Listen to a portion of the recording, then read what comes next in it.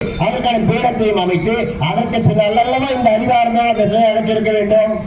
ஆனால் எத்தனையோ அடிமைகள் அங்கு சில்லறைக்கு சில நேரங்களில் அடிமைகளாக அந்த வாசல்படி நின்று கொண்டிருப்பதால் மாமியார் வயதுக்கு வந்துவிட்டார்.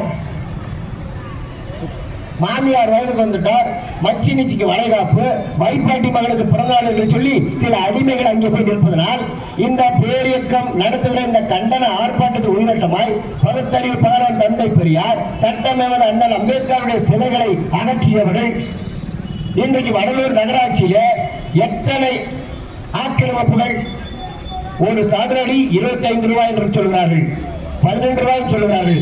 அப்படி தேசிய நெடுஞ்சாலைக்கு சொந்தமான இடங்கள், நெடுஞ்சாலைக்கு சொந்தமான இடங்கள், பேரூராட்சிக்கு சொந்தமான இடங்கள் எத்தனை அடிக்கணக்கில் ஆக்கிரமித்து நிரந்தர கட்டடங்களை கட்டி இன்றைக்கு ஆளுமையில் உள்ளவர்களுக்கு உதவிகரமாக வருமானம் ஈட்டிக் கொண்டிருக்கிறார்கள். மழைநீர், சாக்கடை நீர், விவசாய நீர், இப்படி செல்லக்கூடிய பாதைகளை எல்லாம் ஆக்கிரமிக்க ஆளுமையினர் எங்கே போனார்கள்? அந்த ஆக்கிரமிப்பு எடுத்தார்கள்.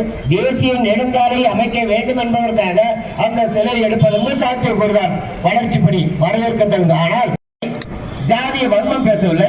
ஆனால் அவர்களுக்குள் அந்த ஜாதிய வன்மம் இருந்த காரணத்தினால் இங்கே ஜாதிய வன்மத்தை வெளிப்படுத்துகிறவர்கள் அன்றைக்கு எல்லோரும் சமத்துவமாக இருக்க வேண்டும், வன்னியர்களுக்குள்ளும் ஆதிதாவர்களுக்குள்ளும் ஒரு ஒற்றுமை இருக்க வேண்டும் என்பதற்காக பாட்டாளி மக்கள் கட்சியுடைய நிறுவனர் டாக்டர் ராமதாஸ் ஐயா அவர்கள் தமிழகம் முழுவதும் சிலை நிறுவுகிற போது அதை வடலூர் பகுதியும் ஒரு சிலை வைத்தார்கள். இங்கே இருந்த அந்த அம்பேத்கர் அவர்கள் சிலையை பாட்டாளி மக்கள் கட்சி நிறுவனர் டாக்டர் ராமதாஸ் ஐயா அவர்கள் நிறுவிய போது அந்த சிலையிலே அநேகர் அவருடைய பிறந்த நாள், நினைவு நாள், எத்தனையோ நாட்களை கொண்டாடினார்கள். வரவேற்க தந்தது. அந்த சிலையை எடுத்த வடலூர் நகராட்சி ஆணையர் அவர்கள் தான் முழு பொறுப்பேற்க வேண்டும். இந்த வடலூர் நகராட்சியில ஒரு ஆணையர் இருக்கிறாரா? கேள்விக்குறி. ஏற்கனவே ஒரு நகராட்சி ஆணையர் இருந்தார், அவர் விடுப்பில் சென்றிருக்கான்னு சொல்கிறார்கள். இப்போ பொறுப்பு ஆணையர் வந்திருக்கிறார்கள். திறம்பட செயல்படக்கூடிய ஒரு அதிகாரியை வெளியே கொண்டு வராமல் அவர்கள் வாகனத்தில் வீட்டுக்கு செல்வது, வாகனத்தில் வந்து விடுவது, செக்கில கைத்து போடுது, அவர்கள் சொல்லுவதற்கெல்லாம் கைத்து போடுது, வேறு ஒன்றும் வேலையில்லை. எங்களுடைய சிந்தனையில் சிந்திப்பதெல்லாம் இந்த வடலூர் கடலூர் ஆகும் என்று இந்த வள்ளற் பெருமானுடைய கூற்றுக்கு முற்றிலுமாக, வள்ளலாருடைய கூற்றுக்கு முற்றிலுமாக முட்டுக்கட்டை போடுகிறவர்கள் தான் இன்றைய ஆளுமையினர்கள். இன்றைக்கு திராவிடக்காக தோழர்கள் இன்றைக்கு அந்த ஆளுமையில் உள்ளவர்களுக்கு ஆட்சியில் வர வேண்டும் என்பதற்காக எதையோ கொள்கைகள் கோட்பாடுகளை சொல்லி இவர்களை முட்டு கொடுத்து தூக்கி ஆட்சிக்கு வர வைத்த திராவிட கழக தோழர்கள் இன்னைக்கு எங்கே இருக்கிறார்கள் கேள்விக்குறியாக இருக்கிறது. ஒற்றை வரியில் திராவிட கழகத்துடைய பேராசிரியர் அவர்கள் ஒற்றை வரியில் ஒற்றை வார்த்தை சொன்னால் இங்கே வெண்கல சிலை வந்துவிடும். ஏன் அவருக்கு அனுமதிக்கு கொண்டு செல்லவில்லை, அல்லது கொண்டு சென்றிருந்தாலும் இப்போதைக்கு தேவையில்லை என்று முடக்கி வைக்கப்பட்டிருக்கிறதா? கேள்விக்குறியான ஒன்று. அதேமேல் பாபா சாஹேப் அம்பேத்கர் அவருடைய சிலையை இன்று வரையில் எவருடைய கவனத்திற்கு கொண்டு செல்லுமோ அங்கு கொண்டு சென்றார்களா கேள்விக்குறி. ஆனால் திராவிடம் என்று சொல்லிக் கொள்ற மாண்புமிகு தமிழக முதல்வர்கள் தந்தை பெரியார் அவர்கள் சிலையையும் பாபா சாஹேப் அம்பேத்கர் சிலையும் வடலூரில் வைத்து நிறுவுவதற்கு என்ன தடை இருக்கிறது? சாதாரணமாக கூழ் பக்கெட்டை தூக்கி கொண்டு சென்றவர்கள் இது உல்லாச கால விழாவில் நீங்கள் பார்த்துக் கொள்ளுங்கள். நான் யாரிடமும் தனிநபர் காழ்ப்புணர்ச்சியோ தனிநபர் விமர்சனமோ செய்யவில்லை. வடலூர் நகராட்சியில் இந்த சிலை 2 சிலை எடுத்தவர்கள் ஏன் இன்று வரையில் அதற்கு அவசரமாக ஆட்சி போய்விடப் போகிறது, கட்டிய ஒதுக்கிய நிதியில் வாங்கிய கமிஷனுக்கு கட்டப்பட்ட இந்த கஞ்சா புடவை திறப்பதற்கு அவசரமாக விழா. இது ஒரு கஞ்சா சமூக கூடாரம். இது பேருந்து என்றால் வடலூரில் எத்தனை பேருந்து வருகிறது? அதுக்கு நேரம் ஒதுக்கப்பட்டிருக்கிறதா? வந்து செல்லக்கூடிய இடம் இருக்கிறதா? அங்கே பயணிகள் உட்கார்ந்து இருக்கிறதா? அல்லது வயதானவர்களோ ஒரு இருதய அறுவை சிகிச்சை செய்து கொண்டவர்களோ இருதய நோய் உள்ளவர்களோ அங்கு அவர்களுக்கு இடம் இருக்கிறதா? கிடையாது. அவர்களுக்கெல்லாம் எப்படியாகிலும் கட்டணம் கட்ட வேண்டும், சம்பாதிக்க வேண்டும், பேர் வைக்க வேண்டும். சாதாரணமாக இந்த ஒரு நிழற்படை, இது நிழற்படை. இந்த நிழற்படையில் ஒரு பெயரை வைப்பதற்காக அது போடப்பட்டிருக்கிற மின்விளக்குகளுக்கு மின்சாரம் மின்கடம் யார் கட்டுறது? இன்றைக்கு எத்தனை தொழில் இருந்து கிடக்கிறது? அந்த சிதம்பரம் ரோட்டில் பார்த்தினால் சாக்கடைகள் அந்த பக்கம் விடுகிறார்கள். இன்று 3 அல்லது 5 ஆண்டுகளில் அந்த சிதம்பரம் சாலையில் உள்ள அத்தனை மக்களும் பல்வேறு வியாதிகள் உட்பட கொசு பண்ணையை ஏற்படுத்தியிருக்கிறார்கள். சிதம்பரம் சாலையில் பார்த்தால் பெரிய கொசு பண்ணை. அங்க யார் இருப்பது? எல்லாம் ஆதி திராவிட மக்கள். இங்கே வடலூர் பகுதியிலே வடிகால்களுக்கான எத்தனையோ முகாந்திரம் இருக்கிறது, எத்தனையோ வழிவாய்ப்புகள் இருக்கிறது, இடவசதிகள் இருக்கிறது. ஆனால் அந்த பகுதியில் மட்டும் இருக்கிறார்கள். எனவே காலத்தில் அலுவலர்களை சுருக்கமாக சொல்கிறேன். வடலூர் நகராட்சி ஆணையர் அவர்கள் இன்றைக்கு ஆட்சியாளர்கள் போடுவார்கள். நீங்கள் உடனடியாக நகர்மன்ற தீர்மானம் நிறைவேற்றி இங்கே வெண்கல சிலையை வைக்க வேண்டும் என்று சொன்னால் உங்கள் பணியிட மாற்றமல்ல, உங்கள் பணி நிரந்தர ஓய்வு கொடுக்கப்படும். அதற்கான எல்லா விதமான முகாந்திரத்தையும் நாங்கள் ஏற்பாடு செய்து கொண்டிருக்கிறோம் என்பதை இந்த கண்டன ஆர்ப்பாட்டின் மூலமாக தங்கள் கவனித்துக் கொள்கிறேன். இன்று வடலூர் நகராட்சியில் எந்த விதமான டாக்டர் அம்பேத்கர் அவர்கள் சிலையோ தந்தை பெரியார்கள் செய்வதற்கு எந்த முகாம்களையும் அப்படி வைப்பதென்றால் அவர்களுக்கு ஒதுக்குப்புறமாக, அவர்கள் எது ஒதுக்குப்புறமாக தெரிகிறதோ அங்கே வைக்க திட்டமிட்டிருக்கிறார்கள். எனவே இந்த அவர்கள் பேருந்து என்று சொன்னால் கூட இது ஒரு சமூக விரோத கூடாரம் என்றாலும் பரவாயில்லை. பேருந்து என்ற பெயர் இருக்கிறால் இந்த பேருந்து முன்புறமாக 2 வெண்கல சிலைகளை அமைக்க வேண்டும். அமைக்காத பட்சத்தில் அடுத்த கட்டமாக மண்ணின் மைந்தர்கள் பேரியக்கத்தோடு மட்டுமல்லாமல் இதுபோன்று சிலைகளை வைக்க வடலூர் நகராட்சி மக்களுடைய வளர்ச்சிக்கு உட்படுகிற அத்தனை தோழர்களுக்கும் விடியல் சமூகத்தில் என்ன பிழையாக இருக்கும், எந்த விதத்தில் காம்ப்ரமைஸ் கிடையாது, எந்த விதத்தில் பின்வாங்க மாட்டோம் என கூறிக்கொண்டு வாய்ப்பிடித்த மக்கள் மண்ணின் மைந்தர்கள் மக்கள் பேரியக்கத்திற்கு நன்றி விடுவிடுகிறேன். நன்றி, வணக்கம்.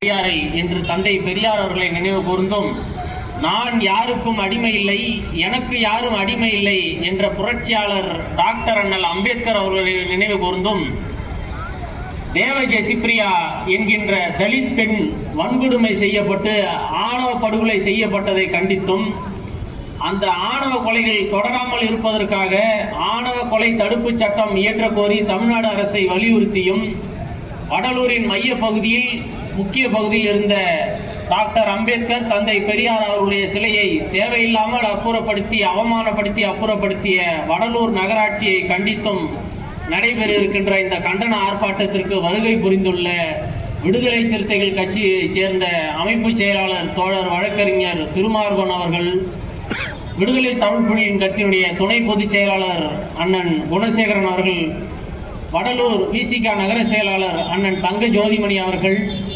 களத்திலே நின்று களமாடி கொண்டிருக்கக்கூடிய மக்கள் அதிகாரத்தைச் சேர்ந்த தோழர் ஆனந்தி அவர்கள், பால்ராஜ் அவர்கள், தோழர் மணிகண்டன் அவர்கள் உட்பட எம்மோடு களத்தில் இருக்கக்கூடிய மண்ணின் மைந்தர்கள் அமைப்பைச் சேர்ந்த மாவட்ட செயலாளர் தோழர் உன்னிகிருஷ்ணன் அவர்கள், தோழர் ஏழுமலை அவர்கள், தோழர் ஆசிய ஜோதி அவர்கள், தோழர் ராஜதுரை அவர்கள் மற்றும் புலம்பெயர் தொழிலாளர்கள் அமைப்பினுடைய பிரதிநிதி அண்ணன் ஸ்டீஃபன் அவர்கள் உட்பட அனைத்து தோழர்களுக்கும் என்னுடைய நெஞ்சார்ந்த நன்றியும் வாழ்த்துக்களையும் தெரிவித்துக் கொள்கிறேன். தோழர்களே, நாம் இங்கு கூடியிருப்பதனுடைய நோக்கம் SC/ST வன்கொடுமை வழக்கு அவ்வளவு எளிதில் பதியப்படுவதில்லை. அதற்கு ஒரு போராட்டம் நடத்தி, அதற்கு ஒரு ஆர்ப்பாட்டம் நடத்தி, அதற்கு ஒரு ஊரையே கூட்டி கலையபுரம் பண்ண பிறகுதான் காவல்துறையினர் SC/ST வன்கொடுமை வழக்கிலேயே வழக்கு பதிவு செய்வார்கள். அதைவிட கொடுமை என்னவென்று கேட்டால், நம்முடைய இந்த போராட்டத்தினுடைய மைய நோக்கமான ஆணவ படுகொலை தடுப்பு சட்டத்தை இயற்ற கோரி நாம் பல்லாண்டு காலமாக போராடி வருகிறோம். தோழர்களே, இந்த ஆணவ படுகொலையானது இந்தியாவில் ஒவ்வொரு ஆண்டும் பல நூற்று கணக்கான ஆணவ படுகொலைகள் நடைபெற்று வருவதாக ஆய்வறிக்கை சொல்கிறது. அரசினுடைய NCRB தேசிய குற்ற ஆவண காப்பகம் சொல்கிறது என்னவென்றால், இந்தியாவில் பல நூற்று கணக்கான ஆவண கொலைகள் நடைபெற்று வருகிறது. அதில் பல ஆவண கொலைகளானது எந்த விதமான தரவுகளும் இல்லாமல், அதாவது ரெக்கார்டே செய்யப்படுறதில்லை. அது ஆவண கொலைனே தெரியாது, இல்ல அது ஆவண கொலைனே வந்துட்டு வெளிப்படுத்த மாட்டாங்க. என்ன காரணம்னு சொன்னோம்னா, ஆவண கொலைன்னு அதை பதிவு பண்ணோம்னா நாட்டில் சட்ட ஒழுங்கு சீர்கெட்டு போயிடுச்சுன்னு பேச்சு வந்துடும். அதாவது நான் சொல்றது மொத்த இந்தியாவிலையும், தமிழ்நாட்டில் மட்டும் கிடையாது, மொத்த இந்தியாவிலையும், இந்தியாவில் ஆணவ படுகொலை நடைபெறுதுன்னா அந்த மாநிலத்தில் வந்து சட்ட ஒழுங்கு சீர்கெட்டு போச்சு, சமூக நீதி இல்லை அப்படின்னு பேசிடுவோன்றதுக்காகவே அதை ஆணவ கொலைன்னு பதிவு செய்ய மாட்டாங்க. நம்மள மாதிரி அமைப்புகள் முற்போக்கு அமைப்புகள்லாம் உள்ளிட்ட அமைப்புகள் போராடி இப்பதான் அது ஆணவ கொலைகளாவே நாங்க வெளியில நம்மலாம் அதை ரீடிங்கா கொண்டு வரோம். இன்னும் சொல்ல போனா ஒரு வெக்கக்கேடு என்னன்னா, சமூக நீதி மண்ணுன்னு நம்ம பேசுறோம். இந்தியாவில் பாத்தீங்கன்னா தோழர்களே, நான் கையில வச்சிருக்க ஆவணங்கள் எல்லாமே அரசு கொடுத்த ஆவணங்கள். நானா தயார் பண்ணிட்டு வரல, இங்க நம்ம தோழர்கள் தயார் பண்ணல, இல்ல ஏதோ யாரோ சொன்னாங்கன்னு சொல்லல. அரசு என்ன ஆவணங்கள் சொல்லி இருக்குதோ, தரவுகள் புள்ளி விவரங்கள் டேட்டா சொல்லி இருக்கோ, அந்த ஆவணங்கள் மட்டும்தான் என் கையில இருக்கு. அரசு ஆவணங்கள் ஆர்டிஐ உட்பட என் கையில் இருக்கிறது அனைத்துமே அரசு ஆவணங்கள். எனவே இங்க இருக்கக்கூடிய கூட்டணி கட்சி தோழர்களோ அல்லது ஆளுங்கட்சிக்காரங்களோ இதை பார்த்து வருத்தப்பட்டீங்கன்னா அதுக்கு நான் பொறுப்பு இல்லை. ஏன்னா இந்த ஆவணத்தை கொடுத்ததே உங்க அரசாங்கம் தான். என் கையில் இருக்கிறதே அரசு ஆவணங்கள் தான்.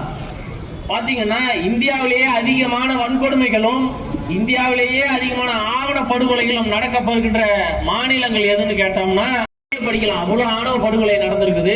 அதுக்கு உதாரணமா ஒரே ஒரு ஆணவ படுகொலையுடைய சுருக்க வரையை மட்டும் உங்களிடத்தை நான் சொல்ல விரும்புகிறேன். தோழர்களே, சேலம் மாவட்டம் ஓமலூர் என்கிற ஊரை சேர்ந்த பொறியியல் பட்டதாரி கோகுல்ராஜ் என்கிற வழக்கை நம்ம எல்லாரும் கேள்விப்பட்டிருப்போம். இந்த கோகுல்ராஜ் கொலை செய்யப்பட்டது காரணம் என்னன்னா, அவர் ஆதிக்க சமூகம் என்கின்ற சொல்லப்படுகின்ற ஒரு பெண்ணை காதலித்ததாதான். இந்த கொலை செஞ்சான் பாத்தீங்களா ஒரு கொலையாளி, அந்த திருட்டு பையன், அந்த கயவாணி பயல் அவனுக்கு யாருன்னு யுவராஜ் அவன் பேரு. அந்த யுவராஜ் யாருன்னு கோகுல்ராஜுக்கு தெரியாது. கொலை செய்யப்பட்ட கோகுல்ராஜுக்கு யுவராஜ் யாருன்னே தெரியாது. கொலை செஞ்சான் பாத்தீங்களா யுவராஜ், அவனுக்குமே கோகுல்ராஜ் யாருன்னு தெரியாது. படுகொலை செய்யப்பட்ட கோகுல்ராஜுக்கு யுவராஜ் யாருன்னு தெரியாது. படுகொலை செஞ்ச யுவராஜுக்கும் கோகுல்ராஜ் யாருன்னு தெரியாது. அதாவது இதுல என்ன சூழ்ச்சியமா இருந்திருக்குதுன்னா, இவன் பட்டியலினத்தை சேர்ந்த பையன் கோகுல்ராஜ்னு தெரிஞ்சுக்கிட்டு இவன் ஒரு தீரன் சின்னமலை பேரவைன்னு சொல்லிட்டு ஒரு அமைப்பு நடத்திக்கிட்டு இருக்கிறான்.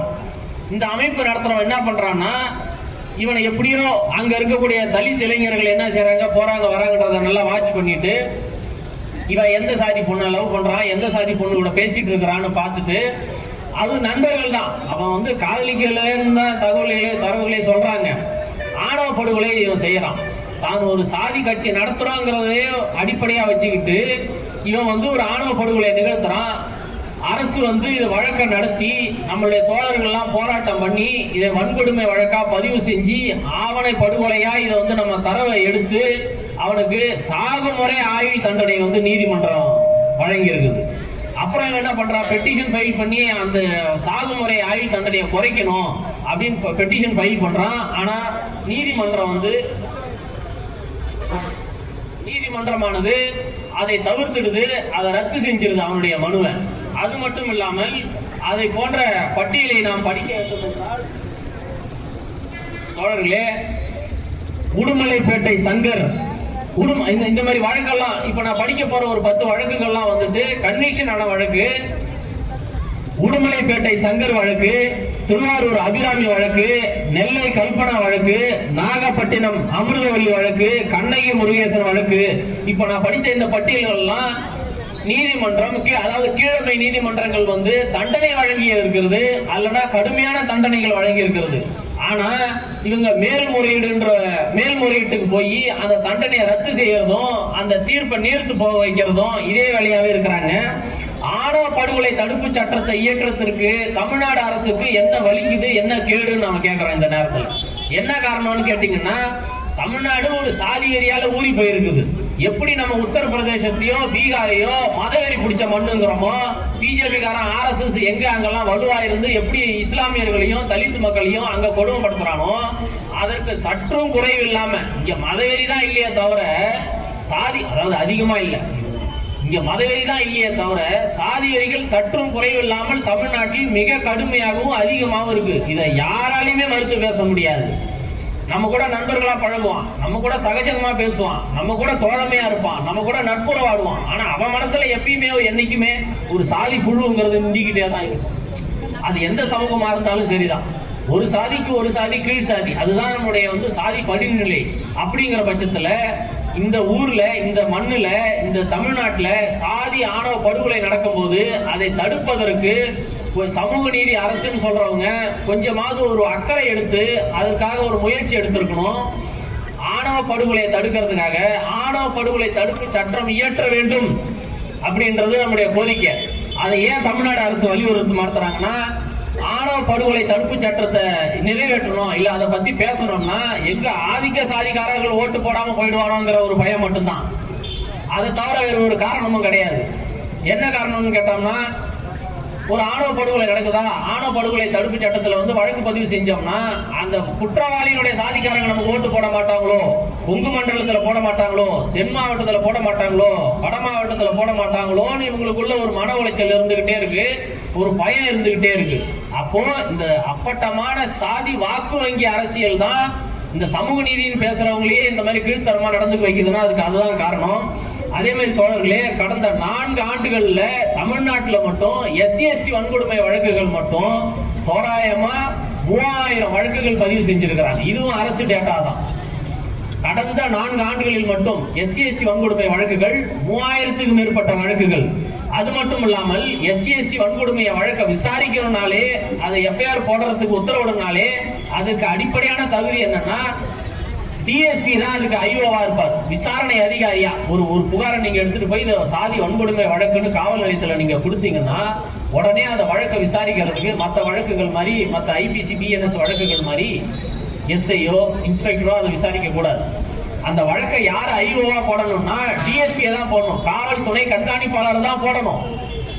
அப்படி காவல் துணை கண்காணிப்பாளரை சந்திச்சு அவங்க மறுக்கிற பட்சத்தில் நம்மளுடைய முற்போக்கு தோழர்கள்லாம் போராட்டம் நடத்தி ஆர்ப்பாட்டம் நடத்தி காவல்துறையினருக்கு எல்லா ப்ரெஷரும் கொடுத்து அப்புறமேட்டு போடுவாங்க.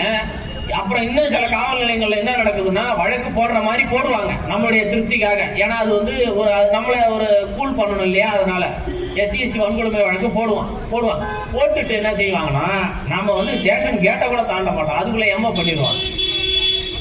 கையூட்டு பெற்றுக்கொண்டு குற்றவாளிகள்கிட்ட அவன் சாதி தலைவர் பேசுறான், அந்த MLA நம்ம தோழர்கள் எல்லாம் பேசுனாங்க, MLA பேசுறான், மந்திரி பேசுறான்னு சொல்லிட்டு அந்த குற்ற வழக்கை வந்து எம்ம பண்ணி விட்டுறது.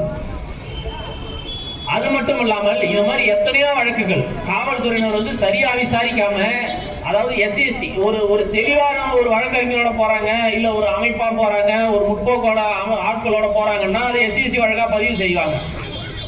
அப்படி இல்லைன்னா என்ன செய்வாங்கன்னா பெட்டிஷனை மாற்றி எழுதி கொடுன்னு சொல்லுவாங்க. இப்போ ஒரு தனியா ஒருத்தர் போறாரு, ஒரு அப்பாவியா ஒரு ஒரு ஒரு எளிமையான மனிதர் ஒரு SC/ST கம்ப்ளைண்ட் கொடுக்க போறாருன்னு வச்சுக்கோங்க. என்ன சொல்லுவாங்கன்னா ஃபர்ஸ்ட் இன்ஸ்பெக்டர் வாங்கி அதை பெட்டிஷனை படிப்பாங்க, இன்ஸ்பெக்டரோ SIO.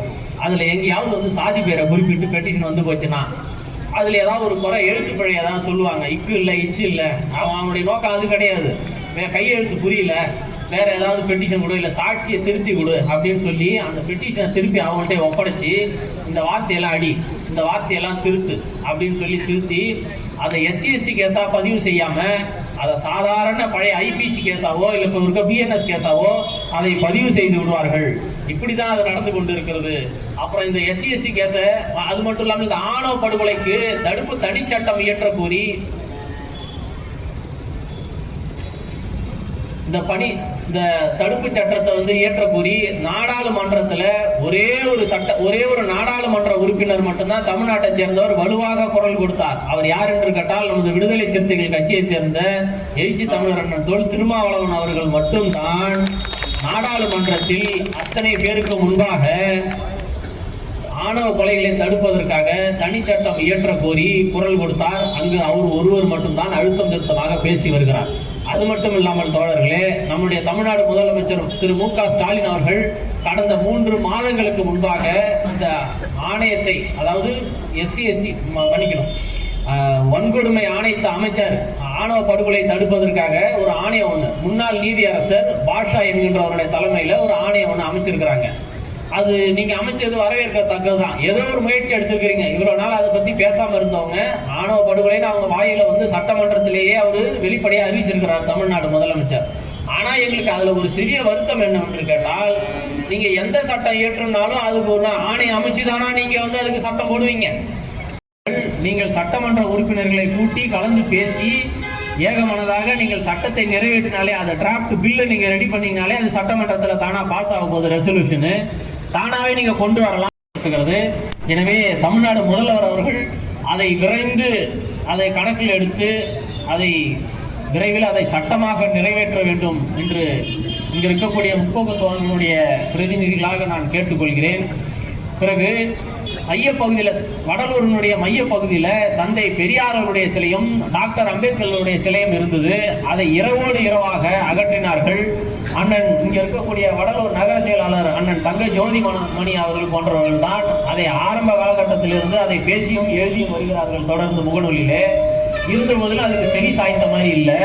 அது தொடர்பாக நம்ம ஒரு ஆர்டிஐ ஃபைல் பண்ணோம் முற்போக்கு அமைப்புகள் சார்பா. ஆர்டிஐலுங்க அதில் ஒரு 10 கேள்வி கேட்டிருந்தோம். அதில் முக்கியமான ஒரு பாயிண்ட் மட்டும், வடலூரில் இருந்த தந்தை பெரியார் டாக்டர் அம்பேத்கர் சிலைகளை அகற்ற அனுமதி அளித்த அதிகாரி அல்லது உத்தரவிட்ட அதிகாரி யார் அப்படின்னு நம்ம கேட்ட கேள்விக்கு வடலூர் நகராட்சியே பதில் சொல்லியிருக்கிறாங்க. என்ன பதில் சொல்லியிருக்கிறாங்கன்னா, மாவட்ட ஆட்சியர் கடலூர் மாவட்டம் அவர்களின் அறிவுரையின் பேரில் சிலை அகற்றப்பட்டது. இது கவர்மெண்ட் ரெக்கார்டு. இது நான் ஏதோ டைப் அடிச்சு எடுத்துட்டு வரல, அதான் தோழர்களுக்கும் கொடுத்துருக்குறேன். மாவட்ட ஆட்சியர் எவ்வளோ பணிகள் இருக்குது, எவ்வளோ அரசு திட்டங்கள் இருக்குது, எவ்வளோ பணிகளை துவக்கி வைக்கலாம். விவசாய பிரச்சனை, மாணவர் பிரச்சனை, சமூக நீதி பிரச்சனை, இவ்வளோ பிரச்சனை இருக்கிறப்ப இந்த 2 சிலை தானே அவங்க கண்ணு 2 நோட்டுச்சு. இவங்க அந்த கண்ணு உறுத்துது அவங்களுக்கு இந்த சிலை இருக்கிறது. ஒரு சிலைங்கிறது ஒரு சிலைங்கிறது வெறும் அதை சிமெண்ட் உருவமா நம்ம பார்க்கக்கூடாது. சிலை என்பது ஒரு சித்தாந்தம். ஒன்றும் இல்லை, சாமி கும்பிட்றாங்க ஆத்திகவாதிகள், ஒரு கோயில் வழியா போறான், என்ன பண்ணுவான், கண்ணத்துல போட்டுக்கிறானா இல்லையா? கிறிஸ்துவனா இருந்தால் சிலுவை போடுறாங்களா இல்லையா? அந்த கோயிலை கிராஸ் பண்ணாலே, அந்த வேப்ப மரத்தை கிராஸ் பண்ணாலே, அந்த சிலை, அந்த சாமி சிலையை கிராஸ் பண்ணாலே அவனுக்கு அவனுக்குள்ள ஒரு வைப்ரேஷன் ஏற்பட்டு அந்த ஆத்திகவாதிகள் அவங்களுக்கு உண்டான அந்த மத அடையாளங்களை அவங்க செஞ்சுப்பாங்க. சாமி கும்பிட்டுக்கிறது, தொட்டு கும்பிட்றது, சிலுவை போட்டுக்கிறது, இதெல்லாம் செய்வாங்க. அப்போ இல்லாத ஒரு கடவுளுக்கே இவ்வளவு உணர்வுகள் இருக்கிற பொழுது இந்த நாட்டுக்கும் இந்த சமூக நீதிக்கும் இந்த மண்ணுக்கும் இந்த மக்களுக்குமாக தன் வாழ்நாள் எல்லாம் உழைத்த டாக்டர் அம்பேத்கர் அவருடைய சிலையும் தந்தை பெரியார் அவருடைய சிலையும் நீங்க எடுத்திருக்கிறீங்கன்னா, இதை நாங்க என்ன கண்ணோட்டத்துல பாக்குறோம்னா, இந்த மண்ணில் சமூக நீதியே இருக்கக்கூடாது, சாதி வெறியர்கள் நாங்கள் ஊக்குவிக்கணும். அது சாதி வெறியனுக்கு பார்த்தா எரியுமா குத்துமா குடையுமான்னு தெரியல. அது இவங்களுக்கு அவனை தாண்டி இவங்களுக்கு வலிக்குதா என்னன்னு தெரியல. மாவட்ட ஆட்சியர் முன்னின்று இந்த சிலை எடுக்கிறாருன்னா இது கண்டிப்பா இது நிச்சயமாக இது கண்டிக்கத்தக்கது. இந்த சிலையை திருப்பி வைப்பதாக கூறியிருக்கிறார்கள். வடலூர் நகராட்சி நிர்வாகம் வழக்கறிஞர்களோடு சென்ற பொழுதும் ஏனைய அமைப்புகளோடு சென்ற பொழுதும் சிலையை திருப்பி வைப்பதாக கூறியிருக்கிறார்கள். ஆனால் இது வரைக்கும் வைக்கவும் இல்லை, வைக்கிற அவங்களுக்கு எண்ணமும் இல்லைன்றது நமக்கு தெரிய வருது. அதனால இந்த போராட்டத்தினுடைய ஆர்ப்பாட்டத்தினுடைய மைய கருத்தா நான் கூறி முடிப்பது என்னவென்றால், இந்த சிலையை நீங்க வைக்கவில்லை என்றால் இந்த சிலையை எப்படி வைப்பது என்று எங்களுக்கு நன்றாகவே தெரியும். அது மட்டுமின்றி இந்த சிலையை நீங்கள் வைக்கவில்லை என்றால் இந்த சிலையை எடுப்பதற்காக உத்தரவிட்ட மாவட்ட ஆட்சியர் அலுவலகத்தை அடுத்தபடியாக நாங்கள் முற்றுகையிடுவோம் என்று கூறி தோழர்களுக்கு நன்றி கூறி அடுத்து வருகின்ற தோழர்களுக்கு வாய்ப்பளித்து விடைபெறுகின்றேன். நன்றி, வணக்கம், ஜெய்ஹிந்த். கண்டன உரை ஆண்டு காலமாக வர்ணாசிரம கோட்பாடுகளும் சாதிய வன்மங்களும் தலைவிரித்து ஆடுவதற்கு காரணமே அனைத்து கட்சிகளிலும் சாதிய வன்மம் தான். 75 ஆண்டுகால சுதந்திர இந்தியாவில் தொடர்ந்து அனைத்து கட்சிகளிலும் இந்த வன்மம் உள்ளது. இந்த வன்மத்தை கண்டிக்க முன்வந்த மண்ணின் மனிதர்கள் பேரியக்கத்தின்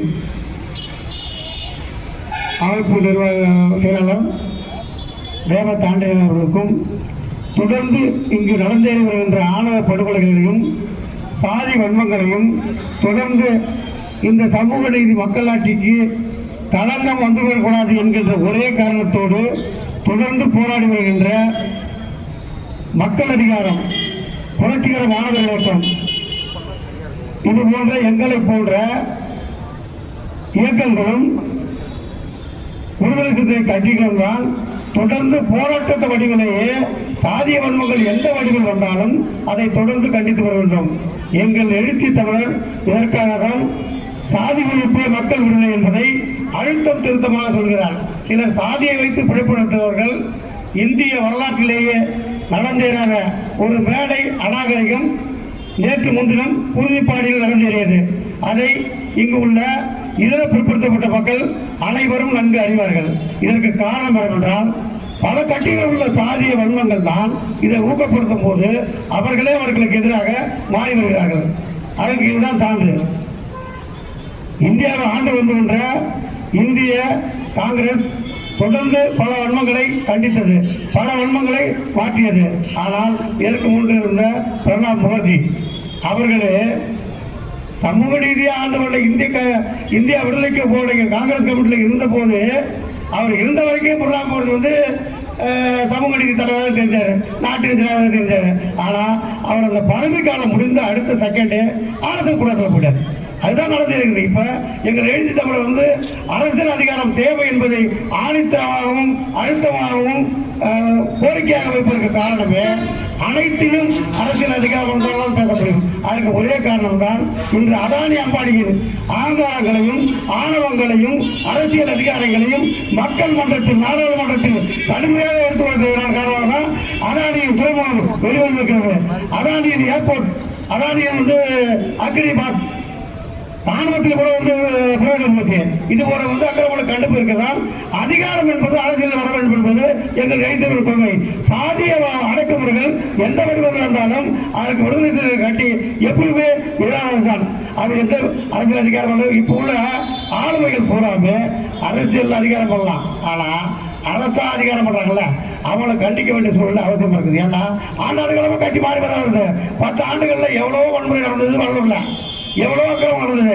ஆனா அதை வந்து தமிழக அரசு வடலூர் வள்ளலார் வந்து மிகப்பெரிய சன்மார்க்க அறநிலைகளை தொடங்கினார். மாநில விடுதலைக்கான அனைத்து கோரிக்கைகளையும் சன்மார்க்கமாக நெறிமுறையாக எடுத்துக்கொண்டார். உலகில் எத்தனையோ சான்றோர் பெருமக்கள் அவர்களை வந்து மிகப்பெரிய மாநில நெறியாளராக பார்க்குறாங்க. ஆனா தமிழக அரசு தான் உலகளாவிய சர்வதேச மையத்துக்கு தமிழக முதல்வர் தான் அறிவித்தார். அதை தடுத்தவர்கள் யார்? அதற்கு முட்டுக்கட்டை பல காரணங்கள் சொன்னவர்கள் யார்? அதற்கு வந்து அடித்தளமாக நின்றவர்கள் யார்? அவர்களுக்கு அடிபணிந்தவர்கள் யார்? இதுதான் கேள்வி. அதுதான் வள்ளலார் வாழ்ந்த மண்ணில் சமத்துவருக்கு எதிரான சில தீய சக்திகள் இருக்குது. அவங்க தான் இன்னைக்கு ஆளுங்கட்சியா இருக்கிறதா அவங்களுக்கு சப்போர்ட் பண்ணுவாங்க. சாதியை வந்து ஊக்கப்படுத்துவது யாராக இருந்தாலும் சரிதான், அது வந்து இந்த சமத்துவ மன்னருக்கு எதிரானவர்கள் தான். அவர்கள் எந்த ஏன்னாக்கா அதுக்காக தான் இன்னைக்கு அனைத்து சமூக மக்களும் இன்னைக்கு திராவிட முன்னேற்றங்கள் இருந்தாலும் அதில் வந்து பெரும்பான்மையாக இருக்கிற மக்கள் பூராமே இதில் பிற்படுத்த மக்கள் தான். அந்த இதில் பிற்படுத்த மக்களுக்கு இன்னைக்கு பாதுகாவலர் எங்கள் எழுச்சி தமிழர் தான். அதனால தான் இன்னைக்கு இந்த அரசியல் வரலாற்றில் இந்தியாவில் இருக்கிற அனைத்து கட்சிகள்லையும் தமிழ்நாட்டில் மட்டும் இது வரைக்கும் அசைக்க முடியாத சக்தியாகவும் மாநில அறிவியல் நெறியாளராகவும் எங்கள் எழுச்சி தமிழர் விட்டுருக்காரு. அதே போல கல்லூர் மாவட்டத்தில் இருக்கிற அனைத்து விதமான மண்களுக்கும் விடுதலை கட்சி இல்லாம எந்த விதமான சமூக நீதி கிடைக்கல. அதுக்கு நாங்க தான் சான்று, அதுக்கு வேற யாருமே சொல்ல முடியாது.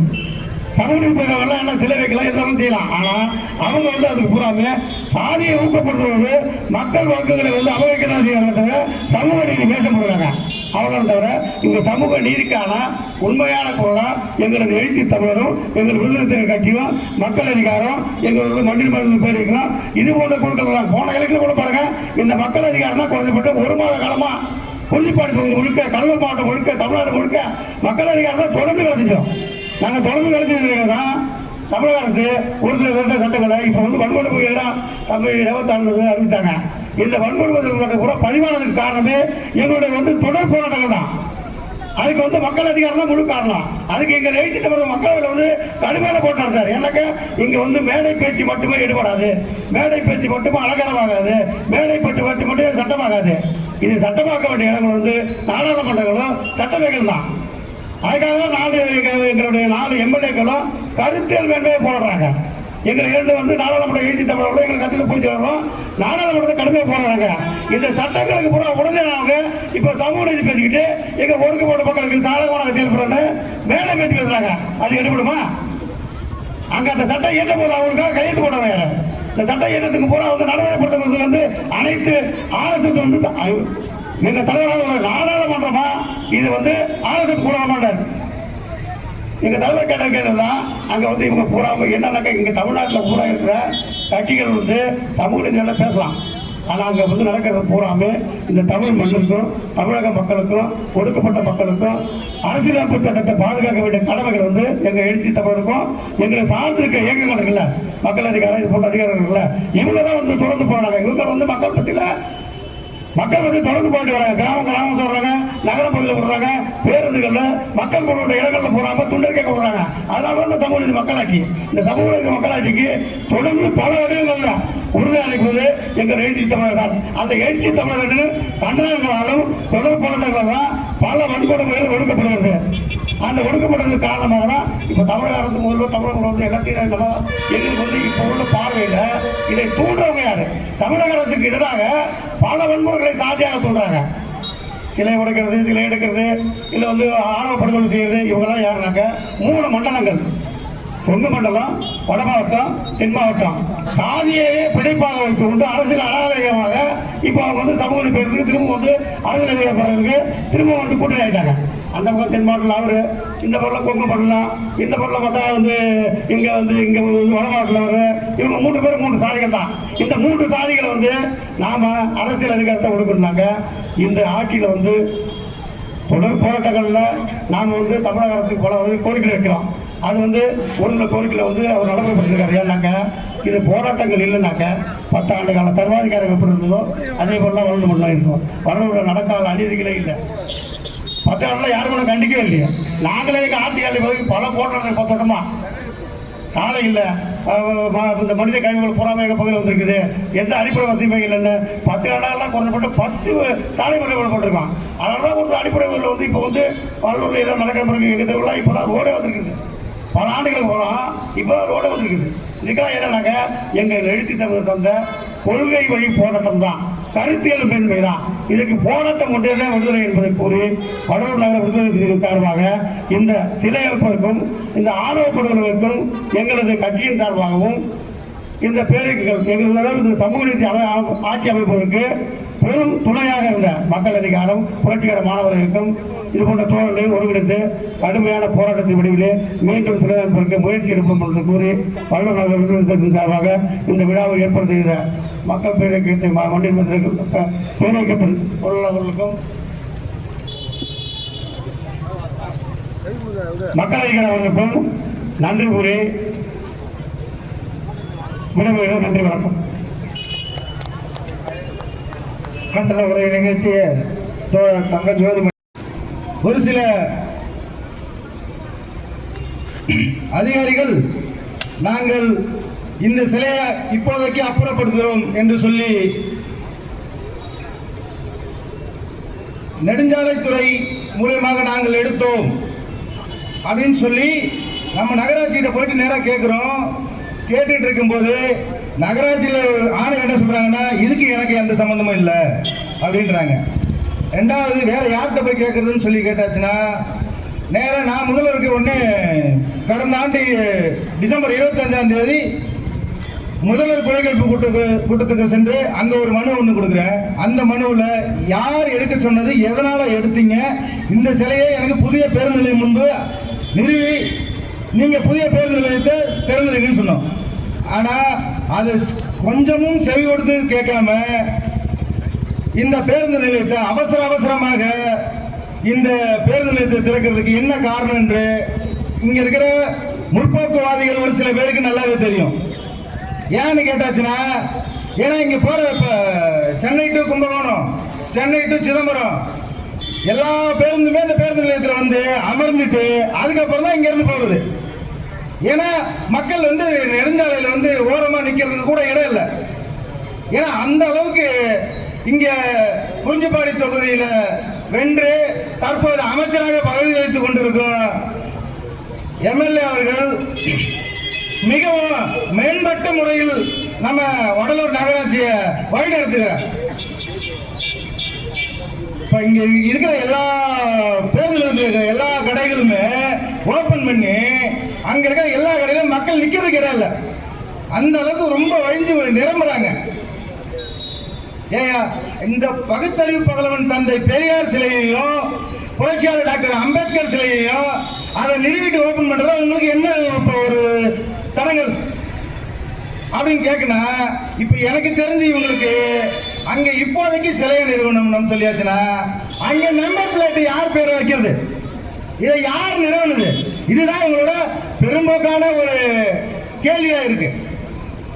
இது ஒரு பக்கம் இருந்தாலும் இன்னொருத்தர் நமக்கு தகவல் சொன்னார் போய் கேட்கும்போது, நான் சரி ரைட்டு வடலூர்ல ரைட்டு, இன்னும் நீங்க பேருந்து நிலையம் ஓபன் பண்ணல, ஓபன் பண்றதுக்குள்ள நீங்க நீங்க இந்த திறக்கிறேன்னு சொல்லியிருக்கிறீங்க. சரி ரைட்டு ஓகே, புரிஞ்சு பாருல ஏன் இன்ன வரைக்கும் ஓபன் பண்ணலன்னு சொல்லி கேட்டாச்சுன்னா அதுக்கு ஏன் என்ன சொல்றாங்கன்னா, நான் பயிற்சி பெற்று வந்த விடுதலை சிறுத்தை கட்சியின் தலைவர் அண்ணன் எழுச்சி தமிழர் தேதி வழங்கவில்லையா? ஏன் இப்ப நான் ஆர்ப்பாட்டம் பொதுக்கூட்டம் நடத்தி 1 மாத காலத்துல அந்த எழுச்சி தமிழர் இது வரைக்கும் எத்தனை தடவை கண்டு போயிருக்காரு? ஏன் இன்ன வரைக்கும் அவருக்கு உங்களுக்கு டேட்டா கொடுக்கலையா? ஏன் இல்ல நீங்க அவங்களை பார்க்கவே முடியலையா? ஏன் இங்க இருக்கிற மாவட்ட செயலர் உங்களுக்கு தெரியாதா? இது எந்த வகையில் இது சரி? அது எனக்கு தெரிஞ்சு 1 வருடத்துக்கு மேலாக வெறும் சாட்சிகளாக சுத்தி இருக்கிறாங்க. இது எந்த வகையில் இது சரி? ஆணவ படுகொலை தேவி ஜெயஸ்ரீ பிரியா இந்த மரணம் ஆணவ படுகொலையாக பதிவு பண்ணுவதற்கு பல கட்சிகள், பல இயக்கங்கள் எல்லோரும் போராடிக்கிட்டு இருக்கிறாங்க. ஏன்னா அந்த இடத்த என்னால் இப்ப பங்கெடுக்க முடியாத சூழல் ஒன்று உருவாச்சு. எனக்கு உடல்நிலை சரியில்லாத போக முடியல.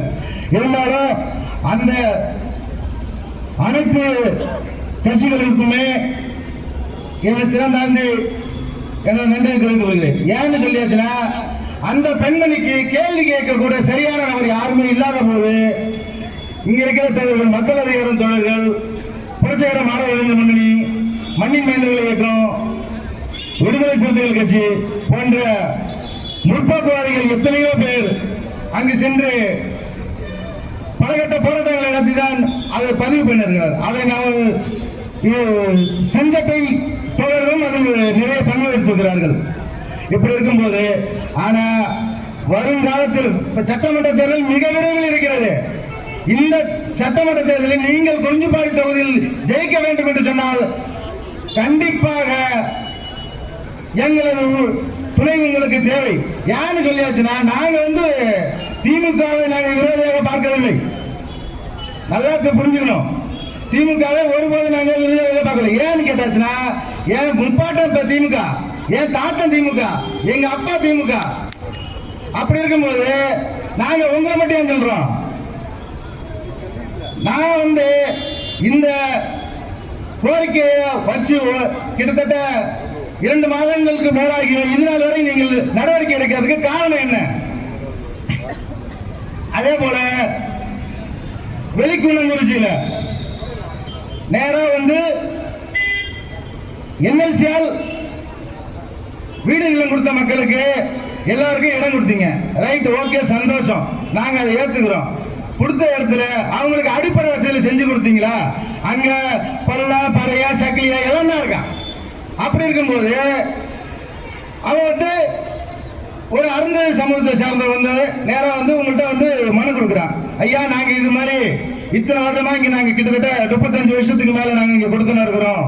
எங்களுக்கு இது மாதிரி இங்க அடிப்படை வசதிகள் இல்ல, நாங்கள் வழிபட எங்களுக்கு கோவில் இல்ல, எனக்கு கடவுள் பக்தியோ இல்ல, நாங்க கடவுள் நீங்க கோவில் வைக்கணும் அப்படின்றது எங்களோட நோக்கம் கிடையாது.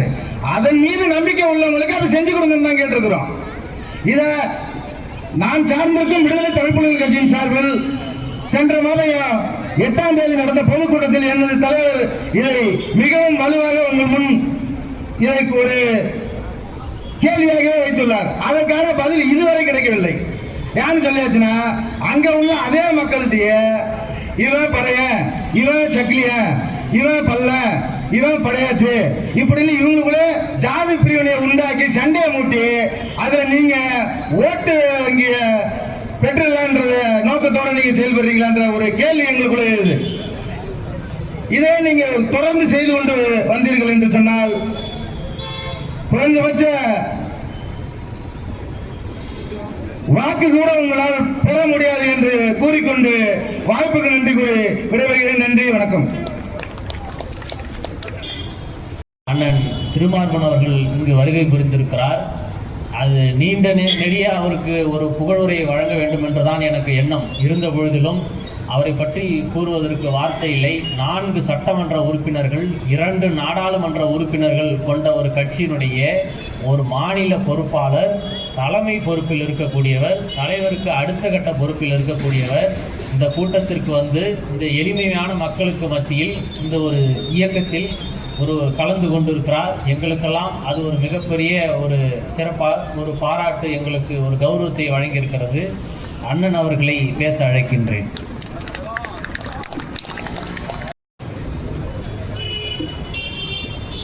தேவ ஜெசிபிரியா வன்கொடுமை,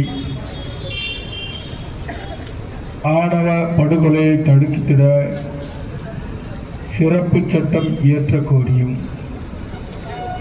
வடலூர் பேருந்து நிலையம் முன்பாக தந்தை பெரியார், டாக்டர் அம்பேத்கர் சிலைகளை விரைவில் நிறுவிடக் கோரியும் தமிழ்நாடு அரசை கண்டித்து கண்டன ஆர்ப்பாட்டத்தை நடத்தி அதற்கு தலைமையேற்றிருக்கின்ற மண்ணின் மைந்தர்கள் பேரியக்கத்தினுடைய நிறுவனர் எனது அருமை சகோதரர் வழக்கறிஞர் பாக்கா ரேவந்த் ஆண்டனி அவர்களே, நிகழ்வில் முன்னிலை வைத்துக் கொண்டிருக்கின்ற அமைப்பினுடைய மாவட்ட அமைப்பாளர்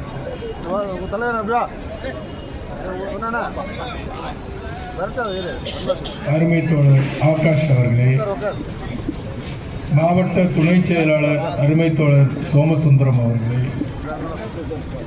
இங்கே கண்டன உரையாற்றி அமர்ந்திருக்கின்ற காஞ்சிராம் கண்டோன்மெண்ட்டினுடைய அருமை சகோதரர் ஆசிய ஜோதி அவர்களே, எனக்கு முன்னர் இங்கே உரையாற்றி அமர்ந்திருக்கின்ற விடுதலை சிறுத்தைகள் கட்சியினுடைய வடலூர் நகர செயலாளர் பாசத்துக்குரிய சகோதரர் தங்க ஜோதிமணி அவர்களே, உணர்வுமிக்க உரையாற்றி அமர்ந்திருக்கின்ற புரட்சிகர மாணவர் இளைஞர் முன்னுடைய மாவட்ட செயலாளர் அருமை சகோதரர் பால்ராஜ் அவர்களே, இங்கே உரையாற்றி அமர்ந்திருக்கின்ற விடுதலை தமிழ் புலிகள் கட்சியினுடைய மாநில துணை பொதுச் செயலாளர் அருமை சகோதரர் குணசேகரன் அவர்களே, நிகழ்வில் கலந்து கொண்டு நெறியாழ்கை செய்து கொண்டிருக்கின்ற குறிஞ்சிப்பாடி வட்டார பொறுப்பாளர் மக்கள் அதிகாரத்தினுடைய தோழர் மு ஆனந்தி அவர்களே, அவரோடு வருகை தந்திருக்கின்ற அருமை சகோதரர் முருகன் அவர்களே, வரவேற்புரை ஆற்றி அமர்ந்திருக்கின்ற மண்ணின் மைந்தர்கள் பேரியக்கத்தினுடைய கடலூர் மாவட்ட செயலாளர் அருமை சகோதரர் உன்னிகிருஷ்ணன் அவர்களே, நிகழ்வில் கலந்து கொண்டு தன்னுடைய உணர்வை வெளிப்படுத்தியிருக்கின்ற பாசத்துக்குரிய விடியல் அமைப்பினுடைய சௌரிராஜன் அவர்களே, நிகழ்வில் நன்றியுரையாற்ற காத்திருக்கின்ற அருமை சகோதரர் ரஞ்சித் அவர்களே, மண்ணின் மைந்தர்கள் பேரியக்கத்தினுடைய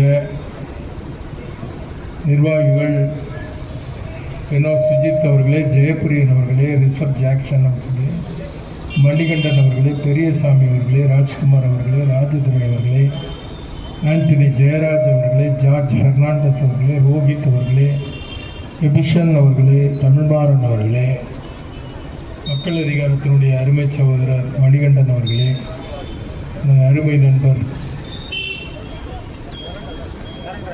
சரண்ராஜ் அவர்களே, இந்த பேரை அப்படி மறந்துடுறேன், தமிழ் வந்திருக்காரு, பேராளுமை தொலைக்காட்சியினுடைய ஒளிபரப்பை செய்து கொண்டிருக்கின்ற அருமை சகோதரர் ஊடகவியலாளர் சுரேஷ் அவர்களே, இந்த நிகழ்வை கவனித்துக் கொண்டிருக்கின்ற அருகில் இருந்து கவனித்துக் கொண்டிருக்கின்ற பெரியவர்களே, தாய்மார்களே, தொண்டை கட்டியிருக்கு, ஒரு 15 நாளாக பேசவே முடியல, காலையில் கோர்ட்டில் கூட பேச முடியலங்க, தொண்டை கட்டியிருக்குன்னு சொல்லிட்டு தேதி ஒத்தி வாங்கிட்டு எங்கேயாவது நீதிபதி போனாங்கன்னா அங்கே பேச முடியல, உனக்கு வடலூரில் பணியில் கூட்டம் பேசுறியான்னு கேட்பார். ஆனால் ரேவந்த் ஆண்டனியினுடைய அந்த அழைப்பை என்னால் தட்ட முடியாது. அவருடைய தந்தை மறைந்த பவுல்ராஜ் அவர்கள் சற்றதற்குரிய அரை நூற்றாண்டு காலம் என்னுடைய அருமை நண்பர். அவ்வளோ நெருக்கமான, மனதுக்கு நெருக்கமான நண்பர். மீது ரொம்ப பாசம் வச்சிருந்தேன். பவுல்ராஜனுடைய மகன் என்பதையும் கடந்து ஒரு முன்னேறிய சிந்தனையோடு இந்த சமூக பணியை ஆற்றுவதற்காக தன்னுடைய வழக்கறிஞர் தொழிலின் ஆரம்ப கட்டத்தில் இருந்து அந்த உணர்வோடு செயல்பட்டு கொண்டிருக்கின்ற ரேவந்த் ஆண்டனியை போன்றவர்கள், பால்ராஜை போன்றவர்கள், சரண்ராஜை போன்றவர்கள், தமிழை போன்றவர்கள் எனக்கு அடுத்த தலைமுறைக்கு இந்த உணர்வை கடமையை ஆற்றக்கூடிய உங்களுடைய அழைப்பை நான் ஏற்காமல் நான் இங்கே தவிர்த்திருந்தால் என்னுடைய வாழ்நாள் தவறை செய்திருக்கிறேன் என்று உணர்கிறேன். கூட்டம் கம்மியாக இருக்கலாம், இல்லாமல் இருக்கலாம். எந்த நிகழ்வும் 4 பேரோடு தான் ஆரம்பிக்கும். விடுதலை சிறுத்தைகள் இன்றைக்கு மாபெரும் இயக்கமாக விருட்சமாக வளர்ந்திருக்கிறது. ஆனால் ஆரம்ப கட்டத்தில் இந்த அமைப்பை தொடங்கின போது விடுதலை புலிகளினுடைய பெயரை வைத்து விடுதலை சிறுத்தைகள் என்று அந்த பெயரை வைத்தார். ஆனால் என்ன விமர்சனம் வந்ததுன்னா, உரியா அந்த சாதியை சேர்ந்தவர் இந்த பேர் வைக்கிறாங்க, இவ்வளவு இந்த பேரெல்லாம் நிற்குமா, பேச முடியுமா? விடுதலை சிறுத்தைகளினுடைய வளர்ச்சி எப்படி இருக்குன்னா, அங்கிருந்து ஒரு புதிய அமைப்பை தொடங்கியவர் விடுதலை தமிழ் புலிகள் என்று தான் வச்சிருக்காங்க. நிறைய வந்துருச்சு விடுதலை வேங்கைகள். ஒரு ஆரம்பம் அன்றைக்கு அது வித்தியாசமாக இருக்குது. ஆனாலும் அதனுடைய முழக்கம் சாதி ஒழிப்பே மக்கள் விடுதலை என்கின்ற முழக்கமாக இருக்கு. சற்றேறக்குறைய அதே காலகட்டத்தில் வேறொரு அமைப்பு 87-88 தலித் பேந்தர்ஸ் ஆஃப் இந்தியா என்ற அமைப்பில் இருந்து அவர் வராரு, ட்ராவல் ஆகிறாரு, மலைச்சாமி இறக்குறாரு. அதை டேக் ஓவர் பண்ணி தான் அந்த பேந்தர்ஸ்ன்றது சிறுத்தைகள், ஆனால் விடுதலை சிறுத்தைகள்னு மாற்றினாங்க. அதே 87-88 ஒருத்தர் ஊர் ஊராக தன்னுடைய சமூகம் சார்ந்த பணிக்காக போய் கொண்டிருந்தார். அன்னைக்கு அவருக்கு அம்பாசிடர் கூட இல்லை, 5 ரூபாய் டாக்டர். அவர் போய் அவர் வளர்த்தார் வன்னியர் சங்கம் என்று. அதற்கு வன்னியர் சங்கத்தை ஆரம்பித்து சமூகம் சார்ந்த உரிமைகளுக்காக போனார். ஒரு வன்னியர் சங்கம் என்று வைத்துக்கொண்டு சமூகம் சார்ந்த உரிமைக்காக போராடியவருடைய கருத்தியல் என்பது கார்ல் மார்க்ஸை பேசினார், புரட்சியாளர் அம்பேத்கரை பேசினார், தந்தை பெரியாரை கொண்டாடினார். அப்படிப்பட்டவர் 93 ஒரு 92-93 சாதி சங்கங்களுக்கு தடை வருகிறது என்று ஒரு வதந்தி வந்தது. இன்னும் வரைக்கும் அது வதந்தியாக தான் இருக்கு. எல்லாமே நம்ம ஒன்றுக்கு ஒன்று பேச வேண்டிய தேவை இருக்கிறது. தொண்டை போனாலும் பரவாயில்ல, அது பதிய வேண்டியது சொல்லணும். உடனடியாக பாட்டாளி மக்கள் கட்சி என்று ஒரு அந்த கட்சியினுடைய பெயரை அறிவித்து அதை வன்னியர் சங்கம் தனியாக இருக்கும். நீங்கள் எல்லாம் டபுள் என்ஜின்றீங்களா? இன்னைய வரைக்கும் பாட்டாளி மக்கள் கட்சி டபுள் என்ஜின் தான். பாட்டாளி மக்கள் கட்சிக்கு அன்புமணி ராமதாசனுடைய சின்னம் அவருக்கு உண்டா இல்லையான்றது ஒரு பக்கம். நான் தான் நிறுவனர், எனக்குத்தான் வேணும்ன்றது அவர் மருத்துவர் கேட்குற, மூத்த மருத்துவர் அவர் கேட்கறது ஒரு பக்கம். ஆனால் அந்த வன்னியர் சங்கத்தை யார் இப்போ வச்சிருக்கிறார்? அது கேட்கணும்ல. நீங்க கரகாட்டக்கார மாதிரி நான் கேட்கக்கூடாது. வன்னியர் சங்கத்தை யார் வச்சிருக்காங்க? ஏன் அதுக்கு யாரும் போராட மாட்டேங்கிறாங்க? இப்போ இதுல இந்த 20-30 வருடத்துக்கு பிறகு எங்க நிக்குதுன்னா, அப்பா பிள்ளைக்குள்ள கட்சியை பிரிச்சுக்கிட்டு அந்த கட்சியில் நான் தான் நல்லவன் நீ தான் துரோகின்னு பேசிட்டு இருக்காங்க. அவர்களில் ஒரு பிரிவு ஒரு 2-3 நாளைக்கு முன்னாடி ஏதோ ஒரு காரணத்துக்காக அமைச்சரை திட்ட வேண்டிய அவசியம் அவங்களுக்கு ஏற்பட்டதால அதுக்காக குறிஞ்சிப்பாடியில் ஒரு கூட்டத்தை போட்டு எங்க போற மாரியாத்தா என்ன ஏரியாத்தான் போற வழியில விடுதலை சிறுத்தைகளையும் ஒரு திட்டுப்பார். அதுல பழ தாமரை கண்ணன் என்னுடைய நண்பர் எங்கேயோ ஒரு இடத்துல சொல்ற, கூட்டிட்டு போய் விஷம் கொடுத்துட்டாங்களாம். ஒரு பொண்ணை கூட்டிட்டு போனாங்களாம், காதலிக்கிறதா, அங்க போய் விஷம் கொடுத்துட்டாங்களாம். எந்த ஊரு தெரியாது, யார் கூட்டிட்டு போனாங்கன்னு சொன்னது, எங்க நடந்தது தெரியாது, எங்க வழக்கு பதிவானது தெரியாது. அந்த காலத்துலலாம் சொல்லுவான், ஆடு பேசிச்சுன்னு சொல்லுவான், பிள்ளையார் பால் குடிச்சதுன்னு சொல்லுவான். பாட்டாளி மக்கள் கட்சியினுடைய நிறுவனத்தை இன்னைக்கு நடத்திட்டு இருக்கிறவங்க சொல்றதெல்லாம் பிள்ளையார் பால் குடிச்சதுக்கே யாருக்கும் சொல்ல முடியாது, ஆடு பேசுறதுக்கு யாரும் சொல்ல முடியாது. அது மாதிரி கதைகளை பேசிக் கொண்டிருக்கிறார்கள். சங்கி சகவாசம் என்பது அவர்களுடைய சிந்தனையில் இருந்து கார்ல் மார்க்ஸை அப்புறப்படுத்தி விட்டது. அவர்களுடைய சிந்தனையில் இருந்து தந்தை பெரியாரை அப்புறப்படுத்தி விட்டது. அவர்களுடைய சிந்தனையில் இருந்து புரட்சியாளர் அம்பேத்கரை அப்புறப்படுத்தி, அப்பட்டமான சாதிக்காரனா இன்னைக்கு பேச ஆரம்பிச்சிட்டாங்க. கொள்கை இல்லை, அவர்களுக்கான கோட்பாடு இல்லை, பேசுறதெல்லாம் இன்னைக்கு இந்த மாதிரி பேசிட்டு இருக்கு. எதனால் வருகிறது? நம்ம இங்கே ஒரு 2 தலைப்பை கொடுத்துருக்கோம். இந்த தலைப்பை ஒட்டி தான் நான் அந்த கருத்துக்களை பதிவு செய்யணும். இதெல்லாம் ஒண்ணுக்கு ஒண்ணு தொடர்பு இருக்கிறதுனால அதை பேசணும். சாதி ஆணவம், அதை தடுப்பதற்காக தனிச்சட்டம் வேண்டும் என்கின்ற கோரிக்கை இங்கே வலியுறுத்து. தமிழ்நாடு அரசு தொடர்ச்சியா நம்மளை போன்றவர்கள் விடுதலை சிறுத்தைகள் தொடர்ச்சியா பேசுறோம். நாடாளுமன்றத்தில் கூட பேசியிருக்காரு. எனக்கு முன்னர் ரேவந்த் ஆண்டனி அதை சுட்டி காட்டினார். அதற்காக ஒரு ஓய்வு பெற்ற நீதி அரசனுடைய தலைமையில் ஒரு ஆணையத்தை அமைத்திருக்கிறார். வன்கொடுமை தடுப்பு சட்டம், தாழ்த்தப்பட்டோர் பழங்குடி மக்களுக்கான வன்கொடுமை தடுப்பு சட்டத்தை இயற்றுவது என்று முடிவு செய்த பொழுது, அதற்கு முன்பாக இதே போல ஒரு நீதி அரசரை நியமித்து நீங்க அதை எங்களுக்கு டிராப்டிங் கொடுங்க. இப்போ அவர் போய் எப்படி இதுல வன்கொடுமைகள்லாம் என்ன, தாழ்த்தப்பட்டோர் வன்கொடுமை என்னன்றதை பார்த்துட்டு அதை டிஃபைன் பண்ணணும். ஒரு சட்டத்தில் வரையறை செய்யணும். எந்த சட்டமாக இருந்தாலும், இங்க இருக்கிற வழக்கறிஞர்கள் இருக்கிறது, பால்ராஜ் பேசலைனாலும் அவர் படிக்கலைனாலும் வழக்கறிஞர், சௌரிராஜன் படிக்கலைனாலும் வழக்கறிஞர், ரேவந்த் ஆண்டனி மட்டும் இல்லை, போராடக்கூடியவர்கள் சமூக வழக்கறிஞர்கள், போராளிகள். அப்போ ஒரு சட்டம் இயற்றும் பொழுது எது குற்றம் என்பது வரையறுக்கப்பட வேண்டும். அந்த குற்றத்திற்கான வரையறை தெளிவாக சொல்லப்பட வேண்டும். டெஃபினிஷன், டவுரின்னா என்ன அப்படின்றதுக்கு டெஃபினிஷன் இருக்கணும். இப்போ வன்கொடுமைனா என்னன்றதுக்கு டெஃபினிஷன் இருக்கணும். சாதி ஆணவம் என்றால் என்ன என்பதற்கு டெஃபினிஷன். இந்த டெஃபினிஷனை யார் கொடுக்கிறது? அப்போ அதை பற்றி ஆராய வேண்டிய பேசிக் வேலைன்னு இருக்கு.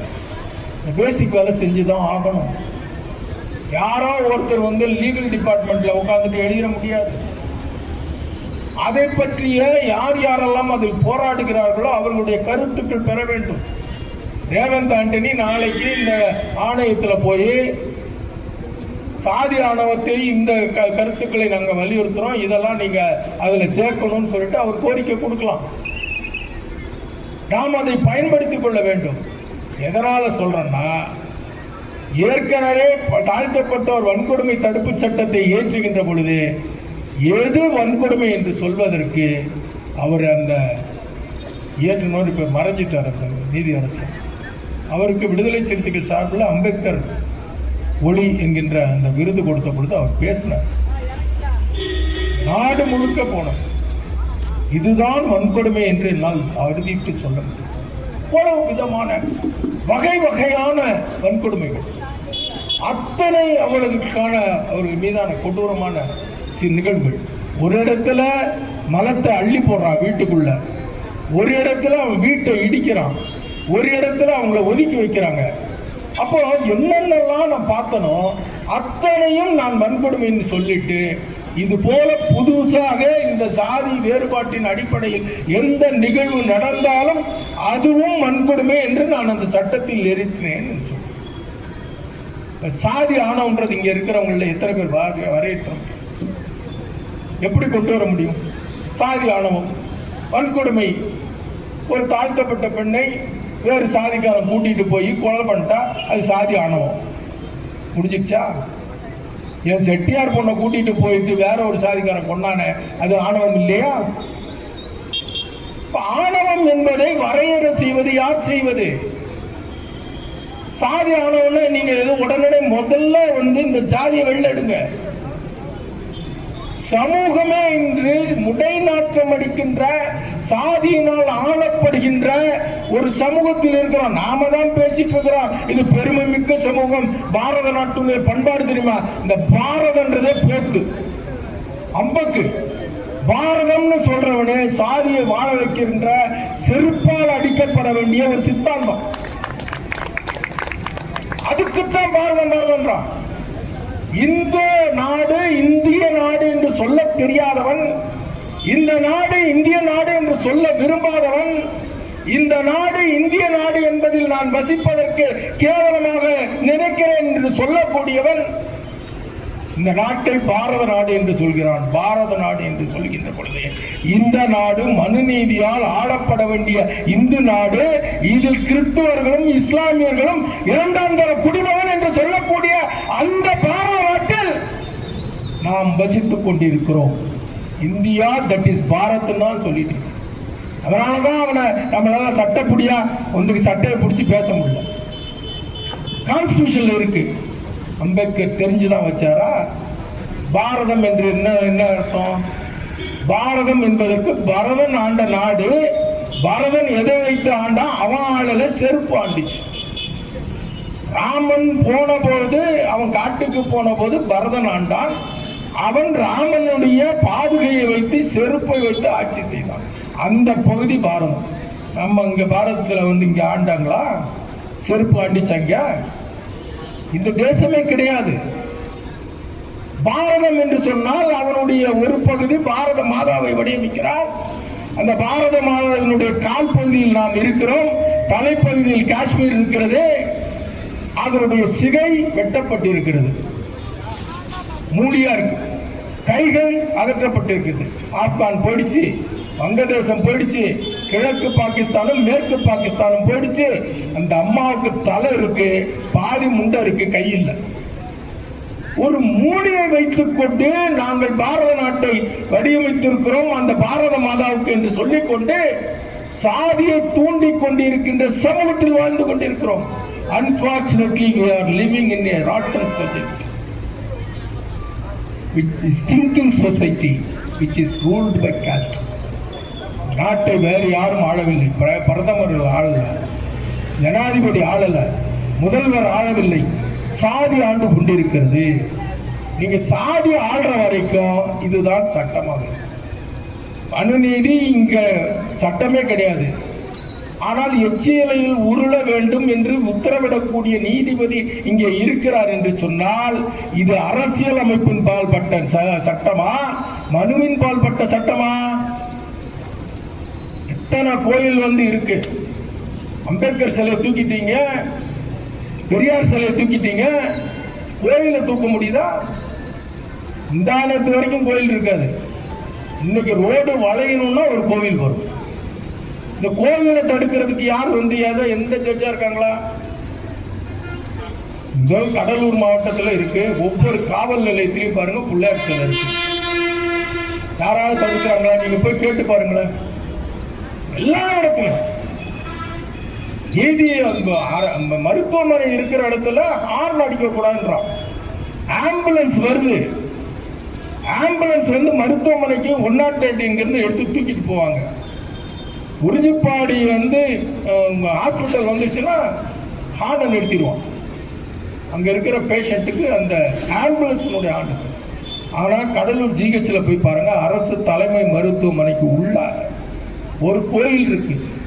அந்த கோயில்ல புனல் வச்சு அங்க காலையில வந்து மந்திரம் ஓதிட்டு இருக்கிறோம். எவ்வளவு முரண்! அங்க நம்மளுடைய கேஎன்சி காலேஜுக்கு எதிர்த்தாப்புல குடோன் இருக்கு. தமிழ்நாடு நுகர்பொருள் வாணிப கழகத்தினுடைய குடோன். அதில் பிள்ளையாருக்கு வந்து சிலையை வச்சு அதுக்கு 3-4 வருஷத்துக்கு முன்னாடி கும்பாபிஷேகம் பண்ணாங்க. இது 50 வருஷம் 100 வருஷம்லாம் கிடையாது, 4 வருஷத்துக்கு முன்னாடி. நாளைக்கு கொண்டு போய் அங்கே ஒரு கிறிஸ்துவ சிலையை வந்து ஜீசஸ் சிலையை வச்சிட முடியுமா? நாளைக்கு அங்கே இருக்கிற வேலை செய்யக்கூடிய ஒரு முஸ்லீம் அவங்க அந்த பகுதியில் வந்து நாங்கள் அமைதியாக தொழுகிறதுக்கு ஒரு இடத்த ஒதுக்கி கொடுங்கன்னு கேட்க முடியுமா? ஆனால் பிள்ளையார் கோயில் இருக்கு. அந்த கோயில் இருக்கிற இடத்துல தான் லாரி போய் நின்று அங்கே லோடு இறக்கணும், ஏற்றணும். யார் கேட்குறா? இது இந்த மாதிரி ஒரு இந்துத்துவ சாதியை மேல் நிறுத்தக்கூடிய ஒரு கட்டமைப்பில் இருந்து கொண்டு முதல்வர் செஞ்சுதான், தமிழ்நாடு அரசு செஞ்சுதான்னா அதிகாரிகள் என்னத்தை பிடிங்கிட்டு இருக்காங்கன்னு நான் கேட்கறேன். நான் ஓட்டுக்கு செத்தவன், நான் ஏதோ ஓட்டை வாங்கிட்டு நான் வரணும், ஆட்சிக்கு வரணும், இருக்கிறத செய்யறேன். இந்த அதிகாரிகளுக்கு எதுவும் இல்லை. நீங்கெல்லாம் இந்த நாட்டை திருத்துறதுக்கு வழி நடத்துறதுக்கு தான் ஐஏஎஸ் எழுதுறோம் ஐபிஎஸ் எழுதுறேன்னு சொல்றீங்களே, நீங்கெல்லாம் என்னத்தை புடுங்குறீங்க, என்னத்தை கத்த கட்டுறீங்கன்னு நான் கேட்க விரும்புறேன். அப்போ இங்க இருக்கிறதுலயே ஒரு களவாணி கூட்டம் இருக்கு. அந்த களவாணி கூட்டம் அரசாங்கத்துக்கு அதிகாரத்துக்கு வரக்கூடிய அரசியல்வாதிகளை பயன்படுத்தி கொண்டு நல்லவன் போல கடைசி வரைக்கும் திருடிட்டு போற கும்பல் இருக்குல்ல, அவங்க என்னைக்கு நாம அடிக்கிறதுக்கு கத்துக்கிறோமோ அன்னைக்கு தான் அரசாங்கம் திருந்தோம். எங்களால முடியாதுங்க, இதுல கையெழுத்து போட முடியாதுங்க, இது அரசியலமைப்புக்கு விரோதம் இல்லை எவனா சொல்றானோ. இவ்வளவு பிரச்சனைகள் நடந்துட்டு இருக்க தமிழ்நாடு அரசுக்கு இவ்வளவு சிக்கல்களை உருவாக்குவதில் அதிகாரிகளுடைய பங்கு இல்லைன்னு நீங்க நினைக்கிறீங்களா? ஐபிஎஸ்ல இருக்கிற சங்கிகள் இருக்கின்ற RSS அவங்களுடைய ட்ரெயின்டு ஆளுங்களை ஏன் கொண்டு வந்து போடுறாங்க? எனக்கு தெரிந்து இந்த 10 வருட காலத்தில் ஒரு 3 பேர் பக்காவான RSS எஸ்பி வந்துட்டு போயிட்டாங்க. பக்காவான RSS எஸ்பி அபினவ் ஒருத்தர் வந்தார். ஒரு 3 காவலர்கள் அவங்க பணியில் இல்லாத பொழுது, அவங்க டியூட்டியில் இல்லை, 3 பேர் சிவில் ட்ரெஸ் போய் பெரியார் சிலைக்கு மாலை போட்டாங்க. அடுத்த நாள் கள்ளக்குறிச்சிக்கு டிரான்ஸ்ஃபர். நான் அன்னைக்கு சாயந்தரமே இது கண்டவுடனே எனக்கு கோவம் வந்துடுச்சு. நான் நம்மளை போன்றவர்கள் ரேவந்த் ஆண்டனி இவங்களெல்லாம் கூப்பிட்டு, பால்ராஜ் இவங்களெல்லாம் பால் இந்த மாதிரி ஆட்களை கூப்பிட்டு கடைசியில் அப்புறம் அப்போ திமுக வந்துட்டாங்க, எல்லாரும் வந்துட்டாங்கன்னு வச்சுங்க, அது பெரிய அளவில் போயிடுச்சு. என்கிட்ட பேசுனது என்ன திரும்ப சொன்னாங்க, நீங்கள் அவங்களுக்காக போராடுவீங்க, அவங்கெல்லாம் இதில் இருக்காங்க, டியூட்டியில் இருக்காங்க, அவங்க காவல்துறையில் இருக்கிறாங்க, நீங்கள் போராடினீங்கன்னா அவங்கள டிஸ்மிஸ் பண்ணுறதுக்கு கூட போயிடும். நான் போராடி அவங்களுக்கு வேலையே போனாலும் எனக்கு மசரே போச்சு, அது அவங்ககிட்ட போய் கேள்வியா. ஏன்னா எனக்கு பெரியார் சிலைக்கு மாலை போட்ட 3 காவலர்களை பணி நீக்கம் பணியிடை மாற்றம் செய்வது என்பது நீங்க அப்பாட்டமா ஒருத்தரை மேல உட்கார வச்சுங்க. அவர் என்ன திரும்ப செஞ்சாரு, அவருடைய எஸ்பி யூனிஃபார்ம்ல இந்த திருட்டு மொள்ள மாறிங்க தீட்சிதர்கள் இருக்காங்கல்ல, திருட்டு தீட்சிதர்களை அவங்க சண்டை போடுறாங்கன்னு சொல்லிட்டு அவங்க கிட்ட அவங்க கூட கீழே உட்காந்து பஞ்சாயத்து பேசுறாரு. இப்ப இவரை எந்த ஊருக்கு மாத்தி அடிக்கிறது? இவர் தான் இன்னும் கொஞ்ச காலத்துல ஐஜியா வருவாரு, இன்னும் கொஞ்ச காலத்துல இவர் டிஜிபியா வருவாரு. இவர் அன்றைக்கும் பெரியாருடைய பெயரை சொல்லி நடந்துகின்ற ஆட்சிக்கு சட்டம் ஒழுங்கு காவலை தமிழ்நாடு முழுக்க அவர் தாங்க நல்ல விதமா செய்யுது. நம்மளுடைய பாலிசிகளை யார் இம்ப்ளிமெண்ட் பண்றது? பிரச்சனைகளை ஈஸியா உருவாக்கிடலாம். இங்க நிறைய இடங்கள்ல பிரச்சனை உருவாக்கிட்டு இருக்கிறதுக்கு காரணம் வேண்டும் என்று நடவடிக்கை எடுக்க வேண்டாம், இந்த கொஞ்சம் அமைதியா கொண்டு போகணுன்ற இடத்துல வேண்டுமென்றே தூண்டிவிடக்கூடிய வகையில் நடவடிக்கை எடுப்பதும், நடவடிக்கை எடுக்க வேண்டிய இடத்தில் அமைதியாக இருப்பதும் இங்கே சாதியை வாழ வைத்துக் கொண்டிருக்கிறது. நாம் இன்ஸ்பெக்டர் திட்டிட்டு இருப்போம், நாம் இங்கே எஸ்ஐயை திட்டிட்டு இருப்போம், நம்ம ஏட்டை திட்டிட்டு இருப்போம். அவங்களாம் சாதிக்காரங்க இல்லையா? அவங்களும் சாதி தான். ஆனால் அவர்களுடைய அதிகாரம் என்பது சின்னது. ஒட்டுமொத்தமான நெட்வொர்க்கே இன்றைக்கு சாதியை வாழ வைப்பதற்கான அதிகாரமாக மாறிவிட்டது. அம்பேத்கர் தான் சொன்னார், இந்த அரசியல் அமைப்பு தீண்டாமையை ஒழித்து விட்டது என்று சொல்கிறது. Untouchability is abolished and practicing it in any form is forbidden. அது எந்த வகையில் கடைபிடித்தாலும் அது விரோதமானது. எந்த விதத்தில்? சாதி ஆணவம் அதுதானே. செட்டியார் பெண்ணை முதலியார் பையன் கூட்டிட்டு போய் அவளை கொடுமைப்படுத்தினால் இது ஆணவத்தில் வருமா வராதா? நீங்க நல்லா கவனிச்சு பாருங்க. நல்லா படிச்ச எஸ்சி பொண்ணு, நல்லா படிச்ச எஸ்சி பையன் ஐயர் கல்யாணம் பண்ணிக்கிறான், ஐயங்கார் கல்யாணம் பண்ணிக்கிறான், அவனும் அதே ஸ்டேட்டஸ்ல இருக்கிறான். பிரச்சனை எங்க வருதுன்னா மிடில் கிளாஸ் ஃபேமிலி. இவனுக்கு ஒரு இப்ப இதுக்கு ஒரு கிளாசிக் எக்ஸாம்பிள் இருக்கு. திவ்யா இளவரசன் அந்த கொலை என்பது, இளவரசனுடைய படுகொலை என்பது அது கொலைதான். அதுல திவ்யாவோட அப்பா ஒருத்தர் செத்து போனாரு. அந்த கேரக்டர் எல்லாருமே கவனிக்கிறது இல்லை. இளவரசனை பேசுறோம், திவ்யாவை பேசுறோம். திவ்யாவினுடைய வாழ்க்கை என்ன ஆச்சுன்றது யாரும் அக்கறை காட்டல. இன்னைக்கு அந்த பொண்ணுடைய நிலை என்னன்றது யாருக்கும் தெரியாது. அதை பிரிப்பதற்கு முயற்சி கட்டிட்டு நீட்டிட்டு வந்தார் தெரியுங்களா, அவர் தான் சமூக நீதி பேசுகின்ற வழக்கறிஞர் பாலு. பிரிக்கிறதுக்கு அப்படியே கூட்டி வச்சுட்டு போனாரு. அவர் தான் ஒரு கோவிலுக்குள்ள தாழ்த்தப்பட்டவர் போகக்கூடாது, இதற்காக நான் உச்ச நீதிமன்றம் வரை போராடுவேன்னு சொன்னாரு. தலித் அல்லாதோர் கூட்டமைப்பு பண்ணாங்க. விடுதலை சிறுத்தைகள் நாடக காதல் பண்றாங்கன்னு சொன்னாங்க. சரி, ஒரு வாதத்துக்கு எடுத்துக்கொள்வோம், இவங்கெல்லாம் இந்த வேலையை செய்யறாங்க. அப்ப அவர் என்ன செஞ்சிருக்கணும், மருத்துவர் விடுதலை சிறுத்தைகள் அல்லாத அனைத்து சாதியினரை சேர்த்து நான் இவங்க கிட்ட இருந்து எல்லாரையும் இந்த மக்களை பாதுகாக்க போறேன், அதற்காக நான் ஒரு கூட்டு இயக்கத்தை ஆரம்பிக்க போறேன்னு சொல்லியிருந்தா சரி. ஆனால் அவர் ஒரு கேள்வி வச்சார் பாருங்க, தலித் அல்லாதோர் கூட்டமைப்பு. அப்ப புரட்சி பாரத்தில் இருக்கிறோம் நாடக காதல் பண்றான், சேக்கு தமிழரசன் நாடக காதல் பண்றாரு, இந்திய குடியரசு கட்சி நாடக காதல் பண்றது, எஸ்சி அத்தனை பேரும் நாடக காதல் செய்கிறார்கள் என்று ஒரு சமூகத்தை விலக்கி வைக்கக்கூடிய ஆபத்தான தீண்டாமையை கடைபிடித்த மருத்துவர் மீது எந்த மசூர் வழக்கு நடந்ததுன்னு கேட்கிறார். எங்க நடந்தது? வெளிப்படையா நடந்த விஷயம் தானே.